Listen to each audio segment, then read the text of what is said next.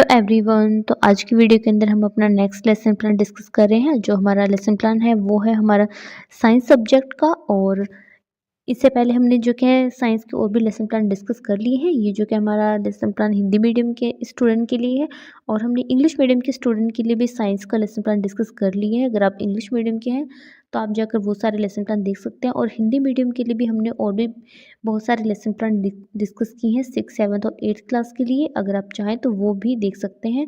वो सारे lesson plan आपको इस चैनल के ऊपर मिल जाएंगे। ठीक है, आपको उसके लिए अलग से प्लेलिस्ट भी मिल जाएगी, आप वो भी देख सकते हैं। और उसका जो लिंक है आपको इस वीडियो के डिस्क्रिप्शन के अंदर भी मैं दे दूँगी, तो वहाँ से जाकर भी वो सारे लेसन प्लान देख सकते हैं।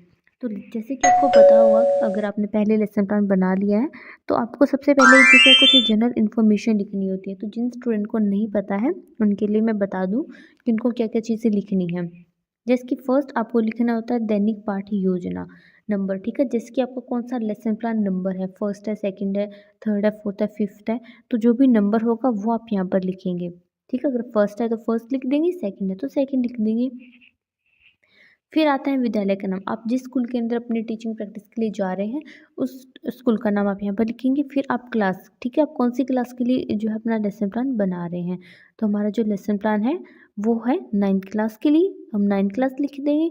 और आप जिस भी क्लास के लिए बना रहे हैं तो वो क्लास का नाम आप यहाँ पर लिखेंगे। फिर आपको लिखना था सब्जेक्ट। जो हमारा सब्जेक्ट है वो क्या है, सामान्य विज्ञान। ठीक है, फिर हमें लिखना है प्रकरण। प्रकरण मतलब हमें हमारा टॉपिक का नाम लिखना है जो है पदार्थों का शुद्धिकरण। फिर आप यहाँ पर डेट लिखेंगे, फिर आप कालांश लिखेंगे। कालांश का क्या मीनिंग है कि उस स्कूल के अंदर आपका ये कौन सा लेक्चर था, ये फर्स्ट, सेकंड, थर्ड जो भी था। अगर ये फर्स्ट लेक्चर था तो यहाँ पर आप फर्स्ट लिख देंगे, और सेकंड था तो आप यहाँ पर सेकंड लिख देंगे। ठीक है, उसके बाद आती है समय अवधि। ठीक है, यहाँ पर आपको टाइम पीरियड लिखना है कि उस स्कूल के अंदर एक लेक्चर कितने टाइम का था। 30 मिनट का था तो 30 मिनट लिखेंगे, और अगर वो 40 मिनट का था, 35 मिनट का था, तो जितना भी टाइम आपके स्कूल में आपका लेक्चर था वो आप यहाँ पर लिखेंगे। ठीक है, उसके बाद हमें लिखने होते हैं शिक्षण उद्देश्य। शिक्षण उद्देश्य होते क्या है कि एक टीचर का पढ़ाने का, वो जो भी सब्जेक्ट स्टूडेंट को करवा रहा है, वो जो भी टॉपिक स्टूडेंट को करवा रहा है, उसको करवाने के पीछे टीचर का एम क्या है, वो स्टूडेंट को क्या चीज़ सिखाना चाह रहा है, वो क्या हो जाएंगे, हमारे शिक्षण उद्देश्य हो जाएंगे। जिसकी फर्स्ट है ज्ञानात्मक। ठीक है, तो इससे क्या उसके व्यवहार में परिवर्तन होगा। जैसे कि फर्स्ट है छात्र पदार्थों के शुद्धिकरण का प्रत्यास्मरण कर सकेंगे। मतलब छात्रों को ये टॉपिक पढ़ने के बाद जो क्या है पदार्थों के शुद्धिकरण का ज्ञान हो जाएगा। ठीक है, उसके बाद छात्र पदार्थों के शुद्धिकरण का प्रत्यभिज्ञान कर सकेंगे। फिर आता है अवबोध। ठीक है, इससे क्या होगा, छात्र पदार्थों के शुद्धिकरण की व्याख्या कर सकेंगे और जो कि छात्र पदार्थों के शुद्धिकरण को समझ सकेंगे। फिर आता है ज्ञानोपयोग कि वो इस ज्ञान का प्रयोग किस तरह से कर सकेंगे। जिसकी फर्स्ट है छात्र पदार्थों के शुद्धिकरण से प्राप्त ज्ञान का प्रयोग उच्च अध्ययन में कर सकेंगे। सेकेंड है छात्र पदार्थों के शुद्धिकरण से संबंधित ज्ञान का उपयोग दैनिक जीवन की नवीन परिस्थितियों में कर सकेंगे। ठीक है, फिर इसी तरह से जो क्या आपको अपने कौशल संबंधी उद्देश्य है, फिर अभिरुचि, ठीक है, और उसके बाद अभिवृत्ति संबंधी जो उद्देश्य हैं वो यहाँ से आपको देकर अच्छे से लिख देने हैं। ये सारे जो उद्देश्य होते हैं ये आपको हर एक लेसन प्लान के अंदर लिखने होते हैं।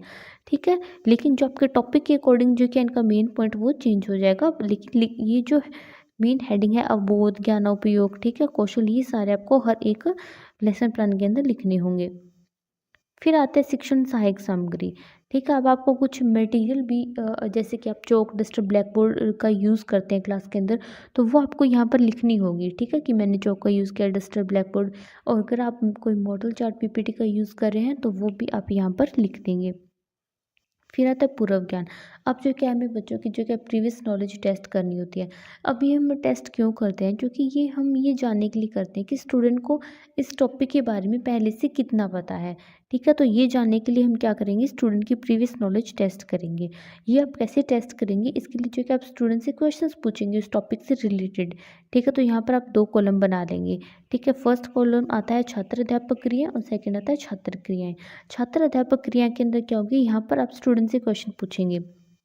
ठीक है, तो वो आप इस कॉलम के अंदर लिख देंगे और स्टूडेंट जो आंसर देंगे वो आप छात्र क्रिया वाले कॉलम के अंदर लिख देंगे। जैसे कि पहले यहाँ पे टीचर क्वेश्चन पूछता है, भोजन को नमकीन बनाने हेतु उसमें क्या मिलाया जाता है, तो बच्चे आंसर करते हैं नमक। फिर सेकंड क्वेश्चन है, नमक हमें कहाँ से प्राप्त होता है, तो बच्चे आंसर करते हैं समुद्र के जल से। थर्ड क्वेश्चन है, समुद्र के जल से प्राप्त नमक कैसा होता है? तो बच्चे आंसर करते हैं शुद्ध होता है। नेक्स्ट होते हैं, अशुद्ध नमक से शुद्ध नमक किस प्रकार प्राप्त किया जा सकता है? तो बच्चे आंसर करते हैं शुद्धिकरण से। ठीक है, तो इस तरह से आप बच्चों से क्वेश्चन पूछेंगे। फिर आता है उद्देश्य कथन। उद्देश्य कथन क्या होता है? अब आपने टॉपिक की अनाउंसमेंट करेंगे, मतलब अब आप बच्चों को बताएंगे कि आज जो क्या है हम पदार्थों के शुद्धिकरण के बारे में पढ़ने वाले हैं। आपको जो क्या क्लास में जाते ही बच्चों को नहीं बताना है कि आज हम कौन सा टॉपिक करने वाले हैं। आपको उनकी पहले प्रीवियस नॉलेज टेस्ट करनी है और उसके बाद ही जो क्या है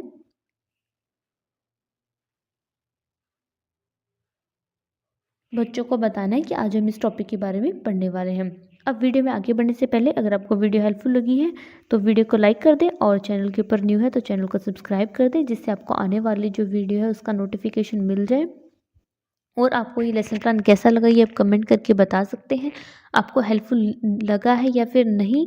अगर आपके लिए हेल्पफुल रहा है तो आप यस कमेंट कर सकते हैं, और अगर आपके लिए हेल्पफुल नहीं रहा है तो आप नो कमेंट कर सकते हैं, बट एटलीस्ट आप कमेंट करके ज़रूर बताना।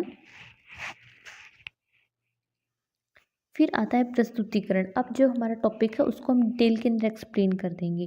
ठीक है, जैसे कि यहाँ पर हम 4 कॉलम्स बना लेंगे। फर्स्ट कॉलम में हम लिखेंगे शिक्षण बिंदु, सेकंड में हम लिखेंगे छात्र अध्यापक क्रियाएं, थर्ड में विद्यार्थी क्रियाएं, फोर्थ में विधि प्रविधि, और फिफ्थ आता है शाम पट्ट कार्य। ठीक है, ये सारे कॉलम आप बना लें। विधि प्रविधि का आप चाहें तो बना सकते हैं, अदरवाइज आप इसको ना भी बनाएं तो कोई प्रॉब्लम नहीं होगी। ठीक है, बना ले तो अच्छी बात है, नहीं बनाए तो कोई प्रॉब्लम नहीं है।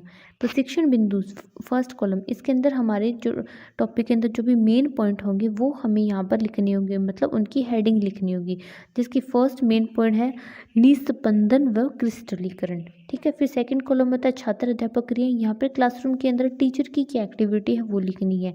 ठीक है, टीचर जो क्या स्टूडेंट से कोई क्वेश्चन पूछ रहा है या फिर टीचर स्टूडेंट के किसी क्वेश्चन का आंसर दे रहा है तो वो आप यहाँ पर लिखेंगे।